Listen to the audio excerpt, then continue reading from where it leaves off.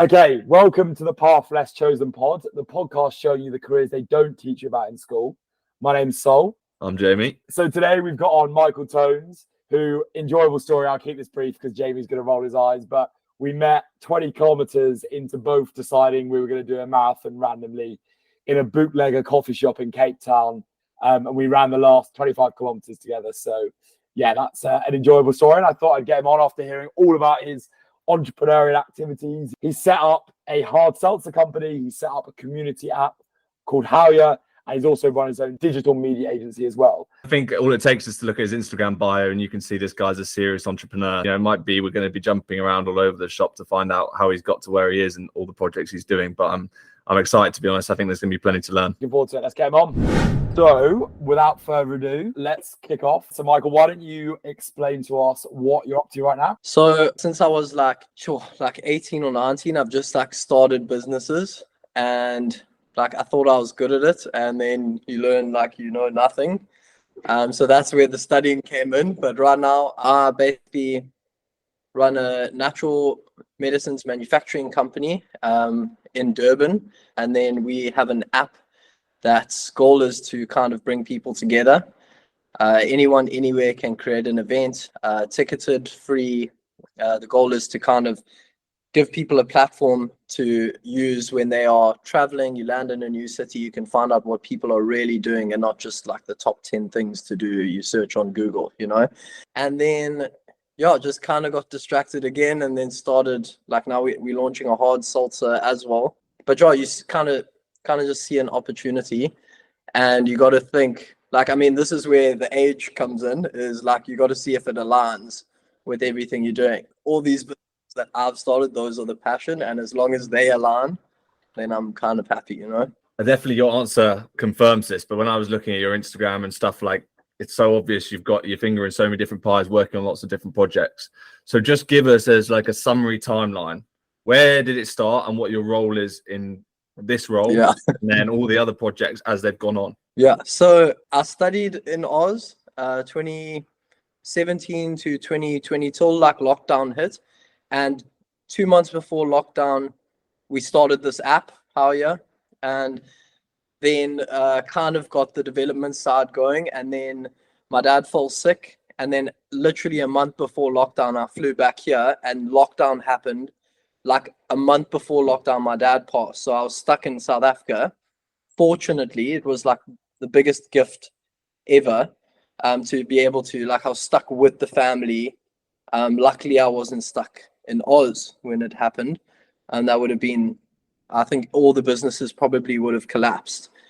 So it got stuck this side, and throughout 2020 the app kind of, obviously you can't bring people together during lockdown, so the app took a bit of a backseat, and then lockdown started coming a little bit loose, and then every time it gave us a little window, we had try host something, try make the app work, and then we got dragged into lockdown again, and then took a backseat again, and drowned a lot of funds. But the hard seltzer side was exactly 1 year ago. The whole process started, and a lot harder than everyone would ever think. I thought I'd just go to a manufacturer and be like, I want to start a hard seltzer. They would say, what flavors do you want to do? Let's try it out. It's nothing like that. You got a manufacturer that said, no, we don't do the flavoring side. So you got to go find a company that does flavors. You got to go sit with people in a lab and figure out the flavor side. You got to go find who prints the cans. It's 50 moving parts. I'm the person who comes up with ideas. So the seltzer side, it was just us sitting in the kitchen and someone said naughty water, and I was like, I'm gonna trademark this name and we're gonna do this. And on Monday the trademark was applied for. So I'm the guy who just does the stupid parts. And then, I've been fortunate. My friends are all movers and groovers. They really are the biggest weapons you've ever seen in your life. And I've always partnered with the right people to kind of rein me in, put structure in place. I'm not the structure guy. I'm the guy who just picks up the phone and gets it done. And we kind of need each other. But I've always been at I'm one of the people that started, I love being at the forefront of the business decisions, and then I like being told like that's stupid, that's not, that's stupid, that's not, and then I'm fine, you know. I like that. So almost that's like where you've got to now. Let's take it right back to the start of where you went to university, and obviously a big move in itself to go and study in Australia, not study in South Africa. What was behind the move in Australia, and then what did you get out of moving to a completely different country? Yeah, that's sick. I don't get asked that very often. So it was actually I started this little business here. That company kind of got going, and then I realized I had no clue how to run a business. Like I had absolutely no idea. Like the logistics was off its. There's not much infrastructure here, so like I had absolutely no way of figuring this out. And I sat there and I was like, I thought I was good at business, but like there's like a limit to my knowledge. I need to go learn more. And it wasn't just business I wanted to learn. Like I genuinely just wanted to learn more. I felt like I was just an idiot, you know? So I don't know why, but I chose engineering of all things to study. I was like, maybe this will help me come up with like better ideas, you know, like just firstly, like make me work harder. Like that was the main thing, is like just get down and work. I have to work if I'm studying engineering, because I was genuinely a lazy shit, you know. So that was the drive behind that. And then got to Oz. Studying was really difficult. It was hard after thinking you like had it all figured out, and now you have to go sit and work 8 to 10 hours a day. It was a big change. And then like hit rock bottom in Oz. I didn't have a job that side, so like I was like really, really struggling. And the rock bottom is what kind of got my ass into gear. And then the app came about, and now I had to try fund an app and be at rock bottom, you know. So it was like even bigger. What do you mean by rock bottom? Dude, like so bad. I remember one week I shared a house with like 3 other guys. There's 4 of us. The one guy slept in the lounge. Like we had like a little bedroom in the lounge, right? And it was like $120 a week or something for me. So like 400 and something for the house. And we lived in like, it was pretty far out the city, right? But like kind of in the middle of nowhere. And I remember one week I had the worst toothache of my life, and the worst, like absolute worst. And I had to decide between like rent or the dentist. And I just like got some painkillers, paid my rent, and I remember just like trying to clean my teeth really well. And eventually like the nerve died, and I thought, oh, it's gone away. So like I went to the dentist, and I went to like Chinatown, like the cheapest dentist I could find, and I went over there and I was like, how much to just pull it out? She was like $100. So I had to come back like a week later with $100 to get my tooth pulled out, like missing a tooth because like I couldn't afford much, you know. That was like that moment, and like all the pain was like, I need to make some money, you know.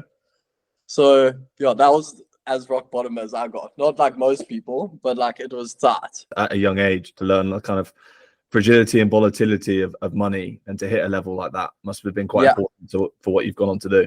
Bro, I asked for it, you know, like my family, we weren't wealthy growing up. They hit the worst kind of rock bottom. My dad was left with like a ton of debt by 2 other investors, and he never even let the family know. He just like got down and he worked through it. But like we were staying in a tiny little apartment where my dad and I were like sleeping in the garage to give my parents, my sister and my mom space. And like you kind of have to sit there and be like, what is going to turn me into the man I want to be? And like rock bottom is it, you know? So I kind of like sat there and I asked for it. So how did that change come about, and when did that change come about? Was it like something you listened to, something you read, or was it just a kind of being so low in needing to support yourself that you just kind of transformed your character in that space? So I've always kind of like worked on myself, and like I actually saw your thing the other day where you read all these things and like you don't follow through with any of them because you've read so much. And it's just like I was always in that, like since I was young. It's like meditation and this and that. Like I always practiced these things, you know, like little bit, but like with the businesses in the past, like not following through, just like starting and stopping. And like eventually with each of those things, it comes to a point where you're like, I'm just wasting my time and I need to follow through with one thing. So it was just kind of like I just always get to this phase of like, wake the fuck up, like just like slap myself and like get my ass into gear with anything. Like that loop becomes one too many, that like that sad loop where you like sit there just one too many. And it's with everything I've done. It's like you do one too many loop and then you go a bit mad and you're like, I have to step forward. Like I have to. So it's like a long period and then it's like a sudden wake up for like all of it, I think my biggest thing is I've had the drive and then I've felt maybe insecurities in myself. Like I'm very self-aware. I've seen what causes them. Like I think putting myself in one situation where I have to like kind of man up, like walking into a boardroom and having to like pitch an idea or talking to lawyers and having them say like, this is a good idea, your business plan is really well thought out, and like slowly like just making yourself uncomfortable. Those things are like kind of what made me realize like it's just constantly doing those things. It's like you slowly start making yourself feel like worthy of doing business, It's like everyone has it in them, obviously, and no one knows what the hell they're doing. And you slowly realize no one knows what the hell they're doing. Like no one. And the reason that you can start a business is you paid to solve problems, So like there's like these little lessons you learn along the way. And I think that gives you like that confidence to take the next step. I think to be able to learn that while studying at university, though, is a remarkable thing. Like not many students go and do that. So talk us through a little bit about where your mindset was in terms of actually you could have gone a different way and gone down the usual student path where you're drinking so often, or you go and start doing all these things where you're surrounding yourself with impressive people and learning from them and learning how they work. So talk us through a little bit about that. So I can't preach like not jolling and not drinking and like I can't. I was like, I give in to temptation all the time. I'm the social side, and it's like I always get these things where I'm like, I want to stop, and then I go have a night out and I meet someone and now I'm doing business with them, and it's like I would never have done that unless I was out that night, you know what I mean? Or like at that party, or like I know how to like kind of keep my cool while doing it. But like that changeover, it really just happened. Like I was at uni, I was going out every weekend still. Like even when I was doing like all the business, is probably not what most people want to hear, but like not that I wouldn't have gone further without going out. Like I definitely would have. But like the reason I work so hard during the week and the reason I make so many moves is because I find like I'm so distracted all the time, and like to have this little bit of joy every week keeps me so much more focused during the week. You know what I mean? So Like finding the right balance. Yeah, it is finding the right balance. It's like I did go from like a midweek Wednesday night drinking to like literally sitting there and going like, if I give this week my 1000%, like Saturday, I can go do what I want, And like my partner and I, there's not like a time of day where we're not like doing something like work-wise, if it's the evening, if it's 4 a.m, we're like always working, in our heads, not just like on the computer, but like it's non-stop. So like I kind of need that, and I do have my breaks. Like I'm like, cool, 3 weeks, 4 weeks, like let's not do anything. But like I always come back to like the type of person I am. I get so much more done when I have this like 100% focus, and then I get to let loose, It's just, it works for some people and it definitely does not work for others. Like on Monday morning, I'm like back exactly where I left off on Friday. I'm, if not even more motivated. So how do you just turn that switch and suddenly you can just take a break and then come back to it? I find that very impressive. I'm quite jealous, to be honest. Yeah. So it's this whole like, if I give it my all, I can have fun. But like, because I've had fun, I have to give it my all. So it's like this like give and take. And like I wake up on Monday and I'm like, listen, like you traded off your Saturday, like you've got to now go back into this. Otherwise, your Saturday, this next Saturday, like you're not going to be allowed to go out, you know, like it's accountability. So like I will always make sure, I mean, some Sundays after a draw, I'll just go like train legs, you know, just to like make myself know like you had a bit of fun and like it was great, but like you go hard the next day, you know, you're back to suffering, you know, because you had fun. So it's like direct accountability, and like, yeah, the harder you go have fun, the harder I have to go back into work straight away. Don't feel sorry for yourself. You can't feel sorry for yourself, like you made a decision, you know, you had a choice. Do you think that's the way you're built, or do you think that's because you work so hard in the week that you have to let loose 120% of the weekend? Why do you think that is? So I think it's definitely who you are. Like I'm very easily distracted, and I find myself, it's like, you know how people have that like 50 minutes work, 10 minutes like do what you want. It's the exact same thing, but in a longer period. Like if I don't have that 10 minutes to look forward to, then I'm not giving the 50 minutes my all. Like if I just sit at the beginning of my day and I'm like, I have 8 hours to work, bro, I'm like probably only going to do 1 hour of work because I'm just sitting there like thinking about how damn long this day is going to be. So it's like the exact same concept expanded to a week. It's like, if I'm not thinking about, okay, at least at the end of this week, I have this amazing thing to look forward to that I really enjoy, I'm not going to give the 5 days my all. And like, yeah, it's something you have to figure out, because I look at my business partner, Jason, bro, he works in like 16-hour days. You know, he was working an 8 to 5 job and then coding our app till 2 in the morning for like 2 years. He like lost a relationship over it, you know? So like, I'm looking at that, and both of our outputs, like, I mean, his outputs obviously tenfold because he puts in the hours, but like his stuff doesn't come into reality without me, and my stuff means nothing without him. So like, we both know he could judge me fully for doing what I do and like fucking around and like getting distracted, but like he sits there and goes like, everything's still getting done.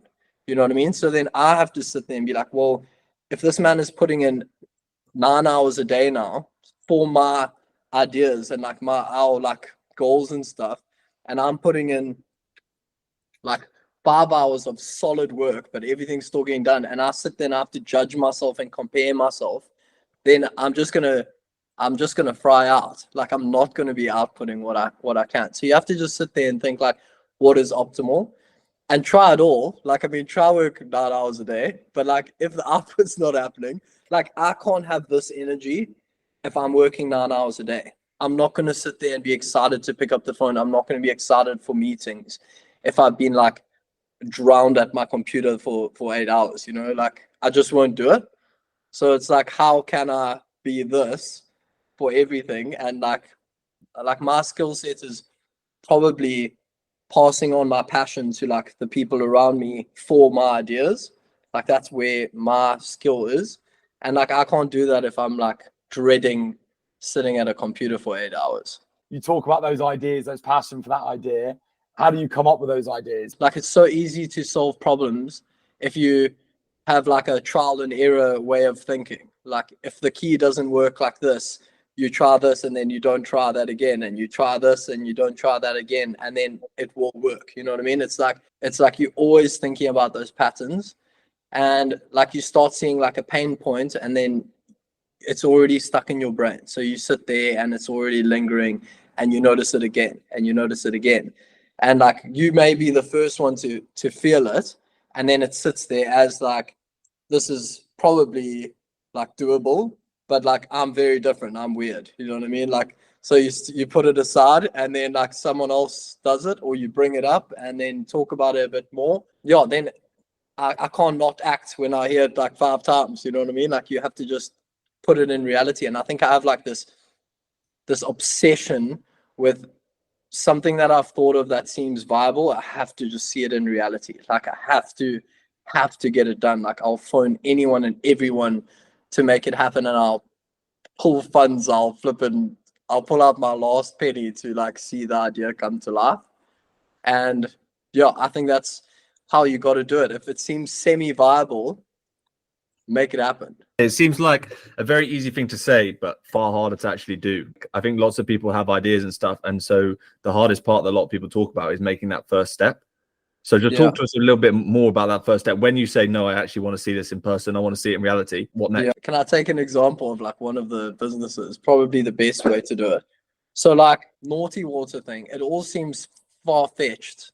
It seems like a crazy idea to start an alcohol company. Everyone's thinking like, oh, there's laws around it. Like you're selling alcohol, you're doing this. So like the first step would be trying to find someone you know that's dealt with anything to do with the industry. If they have been a sales rep, if they've been a distributor for any alcohol brand, if they've worked in events, like there's someone you know that has worked partially. I mean, more often than not, if you're trying to start something, you kind of know someone in a similar industry. You know, if it was the app, I'd try to find someone who's studied anything in tech or RT or anything like that, and just sign an NDA and just chat to them for a bit, you know.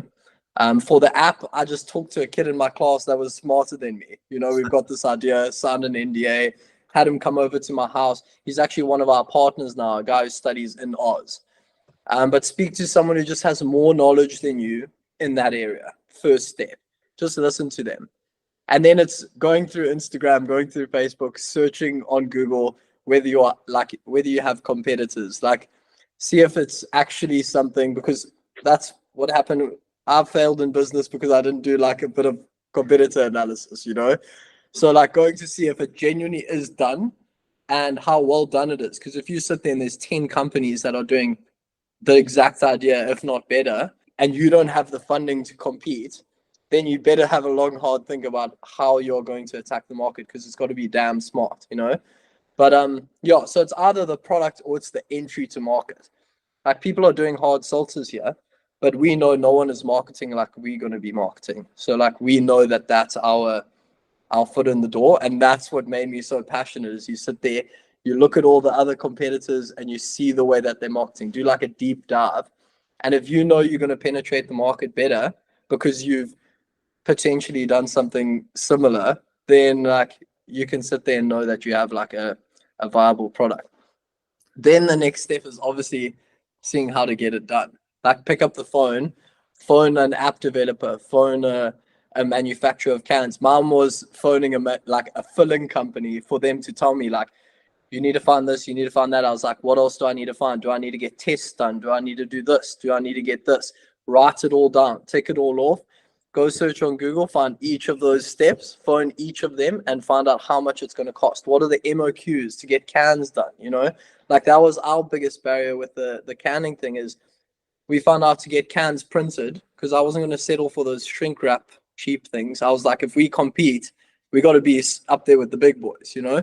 So like the can printing in South Africa, we got so excited. Like I get some funding in, like everyone's like got their money in, we're so excited. And then the MOQs for can printing is 250,000 units per flavor variant.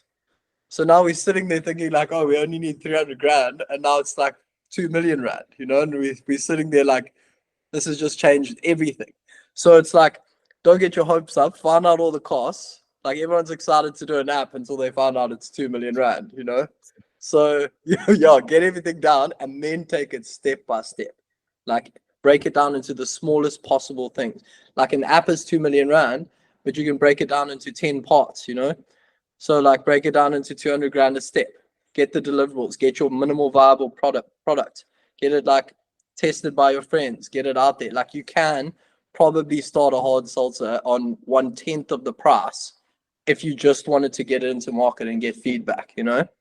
So I would say take that first step by just assessing the situation, and then break it down into the smallest bites, like just step by step. Biggest thing is just like pick up the phone. Like everyone has an idea, bro. You hear an idea every day, you know, and like the people I see that just take that first step always win. Like they win at something. How important do you think it is to kind of diversify where you're going into and keep your mind open to all these different ideas, that then you've not just thought, no, I've got something now, I'm going to stick with that. But every time another idea has come to you, be like, okay, now I'm going to do that as well, even though it's in a totally different field that you might not be an expert in. Yeah, that's a good one.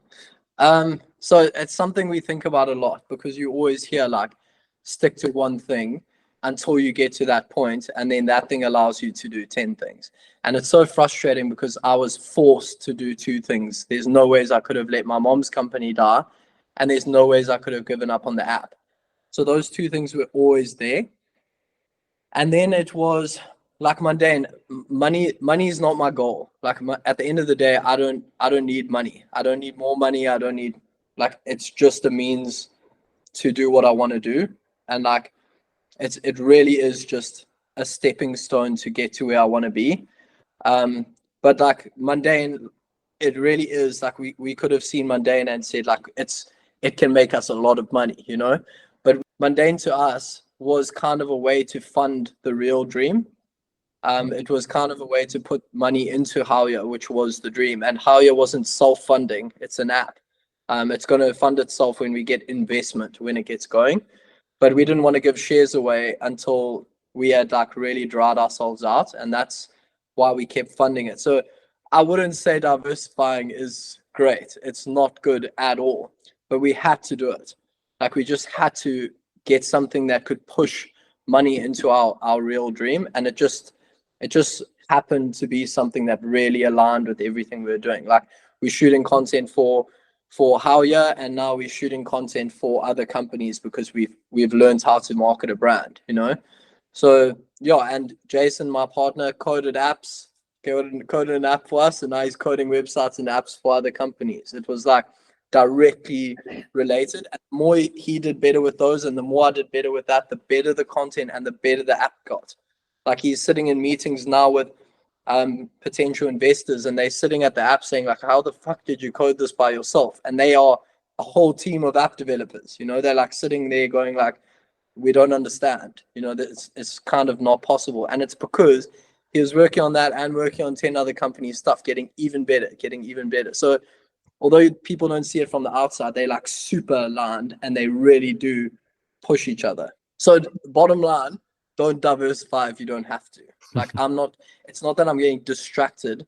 I'm just seeing the quickest and most like effective way to fund ourselves without having to rely on external funding. I don't know if you've heard of the term niche hopping, but I think like a lot of entrepreneurs go down a route, they get a little bit of dopamine from doing something well, and then they stop it, and then they go down a different route and they stop it. How are you staying focused on that end goal while still collecting money on the way from different ideas? It's like, especially during lockdown and all of that, it was so difficult. Like the only thing that kept us going then was we were so deep in the self-funding that we couldn't just drop it. You know, you're sitting there, you're like, so much money is in the business, you kind of have to stick to it. But then when you start seeing like the people like growing their communities on the app, and like seeing them use the app for what you started it for, it keeps you going. Like it's like when this person has now created a little community on the app, and like we have this one girl who's been running these events, and she's grown like 350 followers on the app. Like people are actually genuinely following her within the app, and like getting notified when she does new events within the app and messaging her in the app. It's like when you start seeing that stuff, you can't deny that it's working. If it's worked for 10 people, it can work for 1,000. So it's like motivating in itself. Like it keeps you there. It's finding the best way. And I think like once we realized everything wasn't just a numbers game, and it was more about genuinely being there for, it doesn't have to be the app side. It's like genuinely being there for the consumer of your product, you know? Like everyone wins. If you make everyone win, you win. So I think your path up until now is obviously crazy. You know, it's all over the place, but you've done some unbelievable stuff. So I really don't know what you're going to answer to this question, but in the next 5-10 years, if you want to put a time limit on it, where do you see yourself being? Which ones are still going? And is there new projects that are going to come along, do you think? Sure. I would hope not that there's not new projects, but I would say Naughty Water sold. It's like something fun and cool with the friends. Like we started with a friend group, but I would say like selling to like SAB, like South African breweries down here, would be like great. I would hope like something like that comes along. You hear about it. Howya, I want to see in the hands of like everyone in the world, to be honest. Yeah, I just see this big movement happening right now. and like people are becoming more and more disconnected, and like there's nothing stopping that human desire for community. Like there's absolutely zero. And I feel like the more and more, like my partner and I talk about it all the time, but like now that AI is almost, it's going to be generating 90% of the content online, humans are going to feel so damn disconnected. And I kind of want to be the thing that brings people together again. And to be honest, the end goal with everything is to kind of like, I've faced so many problems in business. It's to kind of take what you guys are doing right here and giving people a stepping stone to take that first step. I want to kind of turn it into something solid and like build like a business around giving people that first step where no one's listening and no one's guiding. I want to kind of be that kind of next step that you take with your ideas, you know, and not push anything aside, because I just feel like no idea is stupid. It can just be guided into something that can be viable, and no one's willing to like kind of guide. They're like above it, or they just don't have time or this, but like I feel like you can create a network of people that are willing to help, you know, not just like a degree. Like no one cares about a degree anymore. It's like I want to be something that's actually viable. They must know how to trademark a business. They must know how to run their own numbers. They must know how to make something viable and be able to go get it done. You know, like exactly what you guys asked. Like, how do you take that first step? Like, you don't need a degree to take the first step. You just need to be kind of guided into understanding that you can do it. So just capping off there, and I know you've almost already covered the answer, but it's great to hear it in actually answering this. So with the final question, going back to the start, what was one thing you do the same, one thing you do different, and then one thing to tell yourself to motivate yourself? So one thing I'd keep the same is just keep coming up with ideas, like just keep making things happen. One thing I'd change is probably, and like I hate to say I'd change stuff, but like I would probably put in structure in my life a bit earlier. Like just in like my day to day. Like it's something that I've been preached numerous times, like put structure and just like control your surroundings. And like it means nothing until you do it. You know, like it means absolutely nothing. Everyone says like make your bed and da da da. You never understand it until you do it. You're like, oh, but you know what? I'm going to work. I'm still working. I'm still this.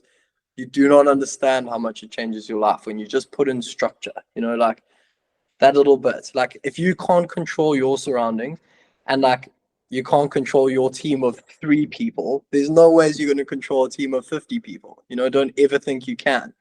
So yeah, I'd put in structure.